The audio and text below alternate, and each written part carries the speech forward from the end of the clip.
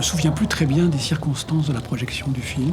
Il a dû être projeté dans une convention des cadres en juin 87. Dans mon souvenir, mais peut-être quelqu'un pourra démentir, mais ça a mis un petit froid parce que c'était tellement décalé par rapport aux habitudes de la maison que les gens ne s'attendaient pas à ça. Un film sans concurrence, on pensait que ça allait être très sérieux. Et là, c'était une histoire de gangster. C'était un peu décalé. J'ai le souvenir que Robert Lyon a dû avoir un sourire un peu jaune et qu'il n'y a pas eu grand débat sur le film. Écho.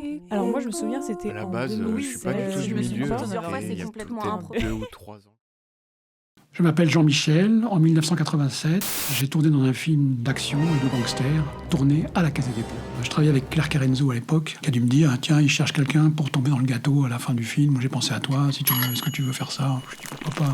C'est l'époque où il y a un retour du libéralisme en France, la privatisation d'un certain nombre d'entreprises, la libéralisation d'un certain nombre de marchés, et donc une institution comme la Caisse des Dépôts est, bon gré mal gré, obligé de s'intéresser à la concurrence. Et donc, le service d'information et de communication va prendre l'initiative de produire un film qui sera montré à une convention des cadres de la Caisse des Dépôts, qui devrait faire un petit électrochoc. Tout ça s'est fait à Pomereux, à l'hôtel de Pomereux, dans les grands salons. Il y avait beaucoup de monde.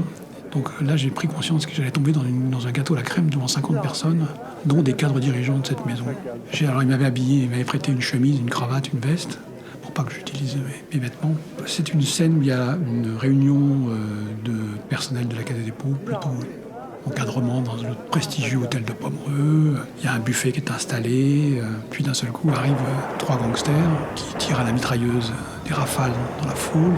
Grande panique, grand cri, etc. Et moi, je prends une rafale sur moi et je m'écroule dans le gâteau à la crème. Il y a eu une prise qui s'est arrêtée avant le gâteau pour pouvoir prendre la mesure un peu de la chute. Et puis après, on a tourné directement. Je suis tombé dans le gâteau, quoi. Après, on m'a donné de quoi me nettoyer. J'avais la crème plein le visage. La Caisse des Dépôts n'avait pas l'habitude de communiquer, hein. Elle revenait de loin. Dans les années 70... la communication de la maison s'était réduite à des communiqués de presse, donc il n'y avait pas de campagne institutionnelle, il n'y avait pas de discours même, j'ai l'impression. Là, d'un seul coup, le champ s'ouvrait, mais on voit bien que c'est très années 80, ça, avec des moyens, avec un discours non institutionnel. Il raconte une période charnière entre une Caisse des Dépôts un peu endormie sur ses lauriers, et une Caisse des Dépôts qui doit partir à l'assaut des marchés sur lesquels elle est positionnée. Alors ce film, avec ses maladresses, avec son côté excessif, il est pile poil au milieu de cette transition, quoi. Et il montre à la fois que la Caisse des Dépôts découvre la communication, qu'elle découvre la concurrence, et il a essayé de marier les deux.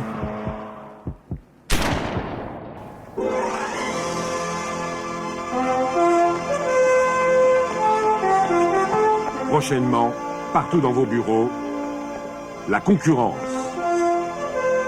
Un film de Marco Picot.